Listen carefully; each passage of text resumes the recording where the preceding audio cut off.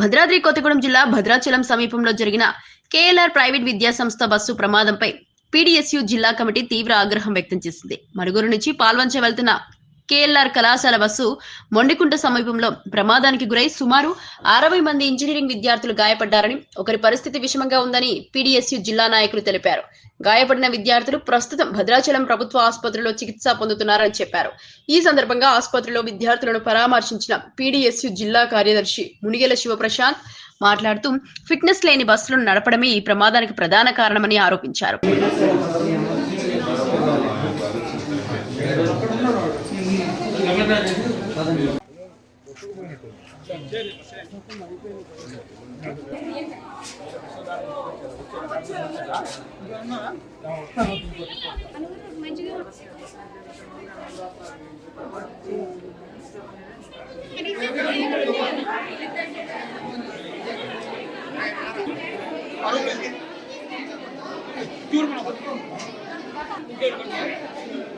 ఎవరికేం కాలేదా? ఎవరికేం కాలేదా?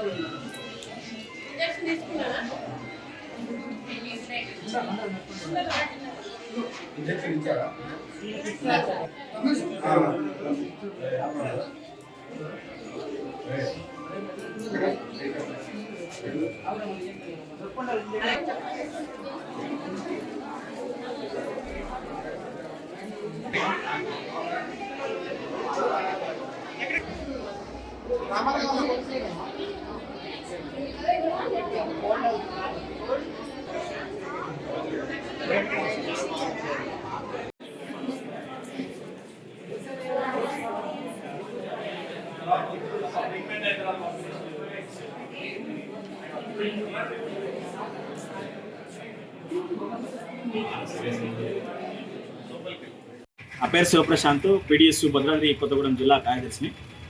ఈరోజు మొండికుంట అడవి ప్రాంతంలో కేఎల్ఆర్ సంబంధించినటువంటి ఇంజనీరింగ్ కళాశాల బస్సు బోల్తా పడడం చాలా దారుణమైనటువంటి విషయం, చాలా బాధాకరమైనటువంటి విషయం. అక్కడ బస్సు పడడానికి సంబంధించినటువంటి కారణాలు, దాంతోపాటు పిల్లలకి ఇప్పుడు 32 మంది విద్యార్థులు ఈరోజు భద్రాచలం ఏరియా ఆసుపత్రిలో చికిత్స పొందుతున్నారు. తర్వాత దాంతోపాటు ఇంకొక 3 పిల్లలకి బాగా దెబ్బలు తగిలాయి, చాలా ఇష్మంగా ఉందని చెప్పేసి ఇక్కడ నుంచి రిఫర్ రాశారు. కాబట్టి వాళ్ళ ఆరోగ్యాన్ని ఖచ్చితంగా చూడవలసిన బాధ్యత మొత్తం కూడా మేనేజ్మెంట్ మొత్తం తీసుకోవాల్సినంత అవసరం ఉంది. దాంతోపాటు కేఎల్ఆర్ సంబంధించినటువంటి కళాశాలలో కానీ అట్లాగే ప్రైవేట్ విద్యా సంస్థలలో తోలేటువంటి ప్రతి ఒక్క బస్సు ఫిట్నెస్ లేకుండా ఉన్నటువంటి పరిస్థితి కనబడతా ఉంది. దాంతోపాటు డ్రైవర్ అయినా సరే, అట్లా సంబంధించినటువంటి క్లీనర్ అయినా సరే, అక్కడ ఉన్నటువంటి మొత్తం కూడా కనీసం ఆ సదుపాయాలు లేకుండా, కనీసం సంబంధించినటువంటి అవగాహన లేకుండా ఒక పక్క లారీని క్రాస్ చేసే క్రమంలో ఈ బోల్తను పడేశారు. 60 మంది విద్యార్థులు ఒక పక్క చనిపోయే పరిస్థితికి ఈరోజు తీసుకొచ్చినటువంటి వారిపై ఖచ్చితంగా చర్యలు తీసుకోవాలి. కేఎల్ఆర్ సంబంధించినటువంటి నిర్లక్ష్యం వైఖరి, గతంలో ఒక విద్యార్థి ఇప్పుడు ఉన్నటువంటి పరిస్థితులలో స్టీరింగ్ కూడా తిరగలేని పరిస్థితిలో ఉందని చెప్పేసి విద్యార్థి బహిరంగ స్టేట్మెంట్ కూడా ఇచ్చాడు. కాబట్టి ఇవన్నీ మొత్తాన్ని కూడా గమనంలో ఉంచుకోవాలి. దానికి సంబంధించిన దాంట్లో ఆ కేసు ఎఫ్ఐఆర్ చేసి విచారణ చేయాలని చెప్పేసి కూడా పీడీఎస్యూ డిమాండ్ చేస్తూ ఉంది. దాంతోపాటు ఈరోజు జరిగినటువంటి ఈ విద్యార్థుల మొత్తాన్ని కూడా బాధ్యత మొత్తం కూడా యాజమాన్యం తీసుకోవాలి. రానున్న రోజులలో ఇట్లా ఫిట్నెస్ బస్సులు లేకోకుండా ఖచ్చితంగా బస్సులు మొత్తాన్ని కూడా 1-2 సార్లు చెక్ చేసిన తర్వాతనే రోడ్డు ఎక్కే పరిస్థితులు కూడా చూడాలి. దీనికి సంబంధించినటువంటి కాలేజీ ఆర్జేడీ మొత్తం కూడా అధికారంగా స్పందించాలి. దాంతోపాటు లోకల్ పోలీసు కూడా దీన్ని కేసు ఎఫ్ఐఆర్ చేసి విచారణ చేయాలని చెప్పేసి పీడీఎస్యూ డిమాండ్ చేస్తూ ఉంది. దాంతోపాటు ఈరోజు పిల్లలందరికీ కూడా ఎగ్జామ్స్ ఉండడం ఒకటే కారణమైంది.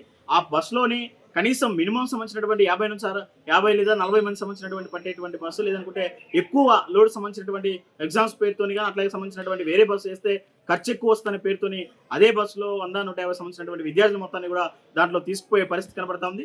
కాబట్టి ఇట్లా ఇది ఒకటే కాదు, ప్రతి ప్రాంతంలో కూడా విద్యార్థులు సరిపోయిన సంబంధించినటువంటి సీట్లు లేకోకుండా అందరినీ ఒకే బస్సులో కుక్కేసుకొని తీసుకురావడం, అది కూడా ఒక హెవీ సంబంధించినటువంటి లోడు కారణంగా బస్ని లారీని క్రాస్ చేసే క్రమంలో పడిపోవడం చాలా దారుణమైనటువంటి విషయం. కాబట్టి దీని మీద ఖచ్చితంగా స్పందించాలని చెప్పేసి డిమాండ్ చేస్తాము.